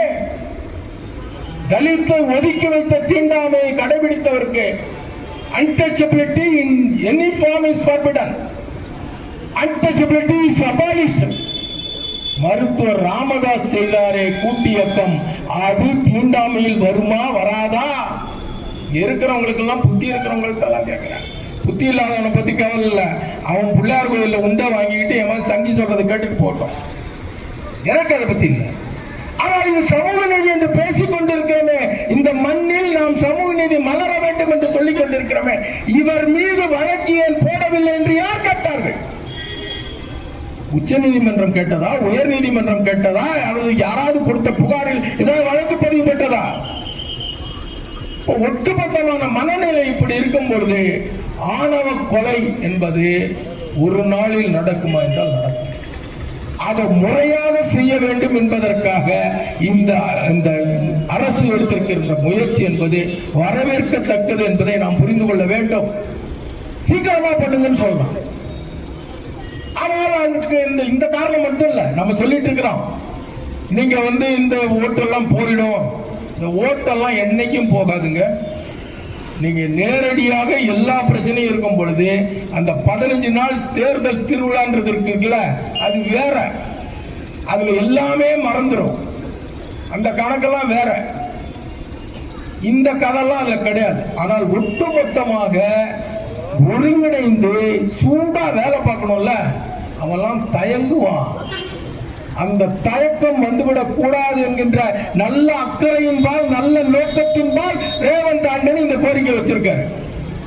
அம்பேத்கர் சிலையை எடுத்துட்டாங்க, அம்பேத்கர் சிலையை வைக்கணும், பெரியார் சிலையை வைக்கணும்னு தொடர்ச்சியா பேசிட்டு இருக்கிறோம். அப்ப கூட்டணிக்கு தலைமை வைக்கின்ற ஒரு அமைப்பு, உனக்கு தான் நான் வேலை செய்ய போறேன்னு நான் ஓப்பன் டிக்ளரேஷன் கொடுத்துட்டு இது என்ன செய்ய போறேன்னு என்கிட்ட கூட சொல்லலைன்னா, நான் ஓடுகின்ற பொழுது முழு மூச்சா ஓடுவனா, அட போட கடமைக்கு மாரடிப்பனான்ற அந்த உணர்வு குறைவு வந்துவிடக் கூடாது என்பதற்கான அக்கறையில் பேசப்படுகின்ற பேச்சுக்கள். யார் பதில் சொல்லணும்? நிச்சயமா சொல்றேங்க, அமைச்சர் பேசிடுவாருங்க. இந்த கூட்டம் இந்த எல்லாம் இருக்கட்டும், இப்ப பேச மாட்டாரு. ஆனா எலெக்ஷனுக்கு வரும்போது அமைச்சர் சொல்றாரு, இது இப்படித்தான் நடக்கும். அவங்களும் சொல்றாங்க, இந்த நாங்க இந்த சந்தைக்கு பக்கத்துல வைக்கிறோம், சந்தையை தூக்கி இதுக்கு நம்ம பேருந்து நிலையத்துக்குள்ள வச்சுட்டு சந்தையில அம்பேத்கர் சிலையை வச்சா தப்பே கிடையாது. நான் ஒன்றும் தப்பா சொல்றேன். இங்க என்ன வேலையா நடக்குது? இந்த பஸ் உள்ள போதா. நானும் வந்ததுல இருந்து பாக்குறேன், மெட்ராஸ் போற பஸ் அங்க போயிடுச்சு, கும்பகோணம் பஸ் அங்க போயிட்டுது, கடலூர் போற பஸ் அது 2 வண்டி ஒரே நேரத்தில் வந்தப்ப டீ குடிக்கிறதுக்காக ஒருத்தர் உள்ள கொண்டு போட்டாரு. இப்ப எல்லா வண்டியும் வெளியில நிக்குது. சந்தை இங்க வச்சாச்சுன்னா கூட்டம் வரும். உண்மையிலேயே சொல்றேன், சந்தை இங்க உள்ள வந்துட்டு சந்தை இருக்கிற இடத்துல நாம வந்து நிறுத்திக்கிறோம். அங்க அம்பேத்கர் சிலை வச்சு இந்த விரிவாக்கத்தின் பொழுது அங்க சுத்தபட்சத்துல வந்து பைபாஸ் வருது. இந்த ஊரு சுடுகாடாயிடும், ஆளே இல்லாம போயிடும். நான் விளையாட்டா சொல்ல. பல திண்டிவனம் எப்படி இருந்தது? திண்டிவனத்துல ஒரு இடத்துல நிக்க முடியாது, பஸ் ஏறதுக்குள்ள பஸ்ல ஏற முடியாம விழுந்துருவாங்க. இன்னைக்கு திண்டிவனம் பக்கம் யாராவது போயாச்சுன்னா சார் வாங்கிக்கிங்க சார் வாங்கி சார். அன்னைக்கெல்லாம் நீங்க கேட்டா கூட அட வாங்கினப்போ வாங்கட்டா போம்போம். வடலூருக்கும் இந்த நிலை வரும்.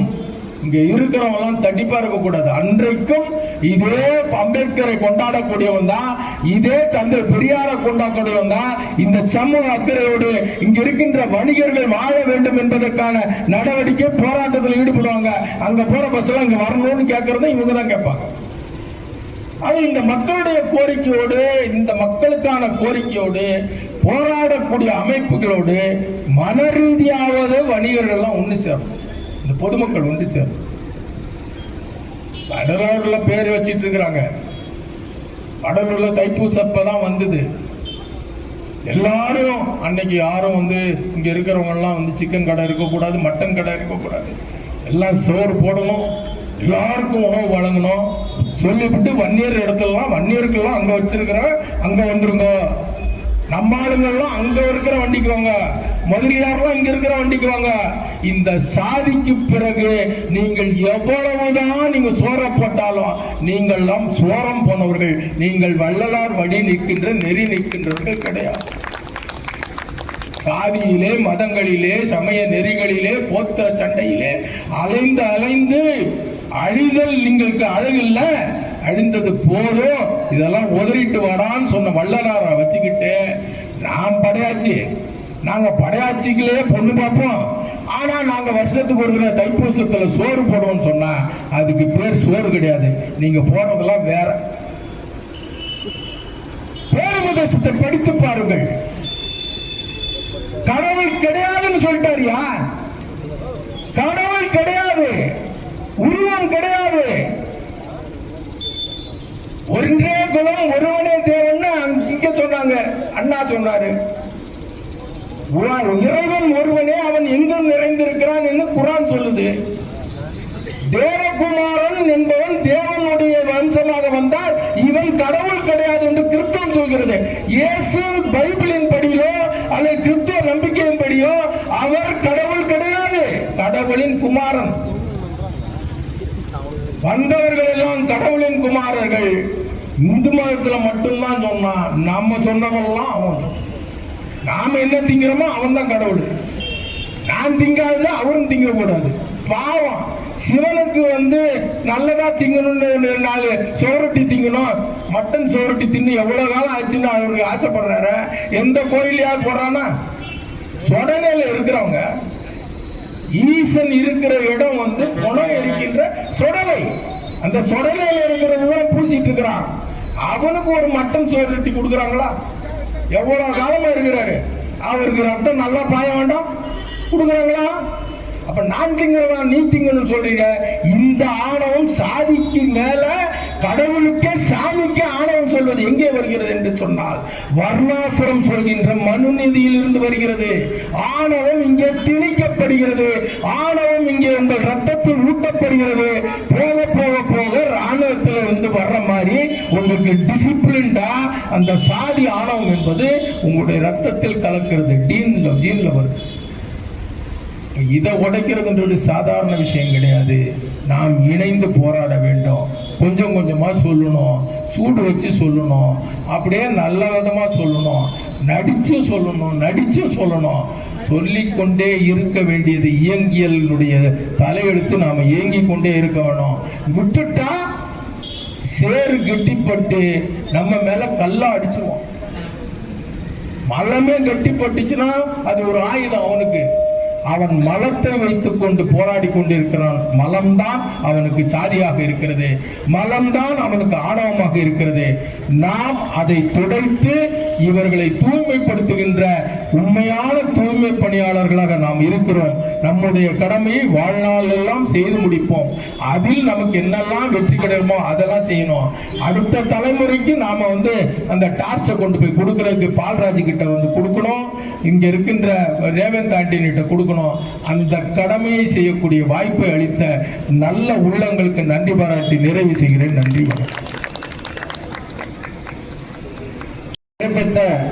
மக்கள் அதிகாரத்தினுடைய தோழர்களுக்கும் விடுதலை சிறுத்தை கட்சிகளுடைய தோழர்களுக்கும் நிர்வாகிகளுக்கும் எவ்வளவு பணி பொய்தாலும் போலீசாரால் அடித்தாலும் நாம் நகர்ந்து போக மாட்டோம் என்று இங்கே அமர்ந்து பொறுமையாக கேட்ட நல் உள்ளங்களுக்கும் பெரியவர்களுக்கும் தாய்மார்களுக்கும் மண்ணின் மைந்தர்கள் பேரியக்கத்தின் சார்பில் நன்றியை தெரிவித்துக் கொள்கிறோம். தமிழக அரசு உடனடியாக ஆணவ கொலைகளை தடுப்பதற்கு தனிச்சட்டம் அமைத்திட சட்டமன்றத்தில் தீர்மானம் நிறைவேற்றி தனி சட்டத்தை இயற்றுவதற்கு முன்வரவு செய்து பில் பாஸ் செய்து அதை நீண்ட நேரம் எடுத்து விவாதித்து அந்த சட்டத்தை இயற்றிட இந்த கண்டன ஆர்ப்பாட்டத்தின் மூலம் தெரிவித்துக் கொள்கிறோம். மற்றும் இரண்டு மாபெரும் தலைவர்களான தந்தை பெரியார் மற்றும் புரட்சியாளர் அம்பேத்கருடைய சிலையை உடனடியாக வடலூர் பேருந்து நிலையத்திற்கு அருகாமையிலேயே நிறுவிட இந்த மண்ணில் பேரியக்கத்தின் சார்பில் கேட்டுக்கொள்கிறோம். அனைத்து தோழர்களுக்கும் நன்றியை தெரிவித்து திரும்பும்போது பார்த்து பத்திரமாக சென்று வரவும். அனைவருக்கும் நன்றி.